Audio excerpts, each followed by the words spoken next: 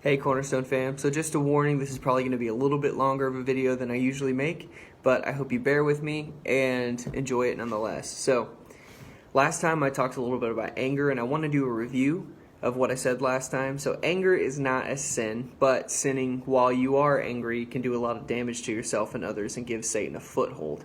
Alright, and so there are three types of anger that can become huge sinful giants in our lives. So the first one being wrongly felt anger. So that is anger based on an assumption that somebody thought or felt or said something that they actually did.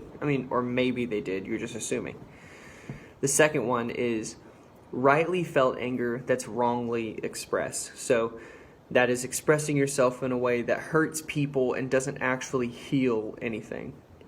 The third one is rightly felt anger that's never expressed. So it's a painful and slow buildup of stress that leads to just pure resentment and literal health problems.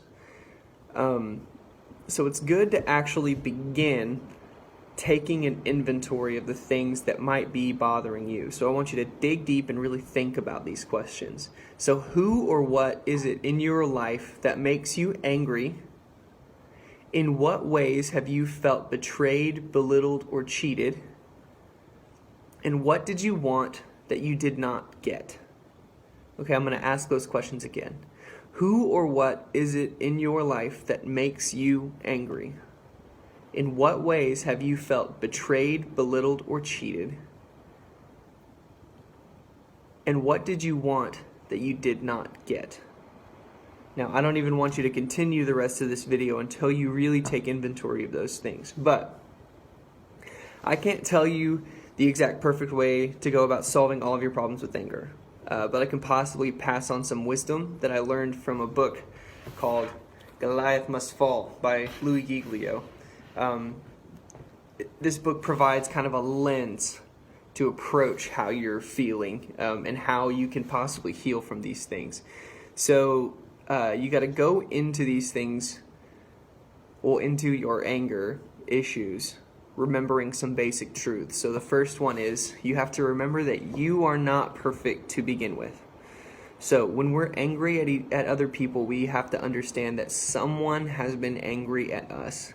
And so yes, that's a lot of people in our lives. I know a lot of people have been mad at me, but that's also God. Now I want to clarify that human wrath and God's wrath are not the same thing. So God's wrath isn't God throwing things and getting red-faced and being outrageous, okay?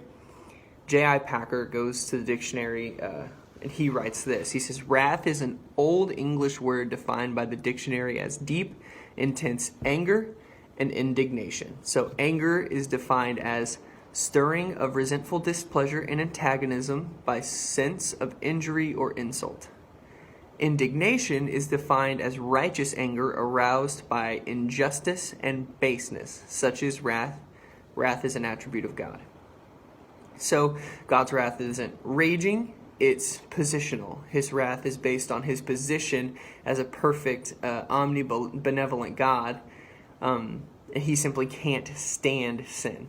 So he is angry at the sin that goes on in our lives, but also angry at the sin that goes on in my life, in your life. Psalm 85, 1-7 says this, you, Lord, showed your favor to your land. You restored the fortunes of Jacob. You forgave the iniquity of your people and covered all their sins. You set aside all your wrath and turned from your fierce anger. Restore us again, God our Savior, and put away your displeasure toward us. Will you be angry with us forever? Will you prolong your anger through all generations? Will you not revive us again, that your people may rejoice in you? Show us your unfailing love, Lord, and grant us your salvation. So we tend to think, I'm angry because I haven't received respect, or I feel belittled, or I feel betrayed. But we have to think about it this way. And we got to make it personal. We got to say I. We got to use some I and me statements here. We got to say, I have betrayed God with my sin, yet God forgave me. Therefore, I can forgive others. All right, that's a perspective we need to keep in mind. We need to get off our high horse of moral superiority, and we have got to forgive others. All right, so that is all I have for you today.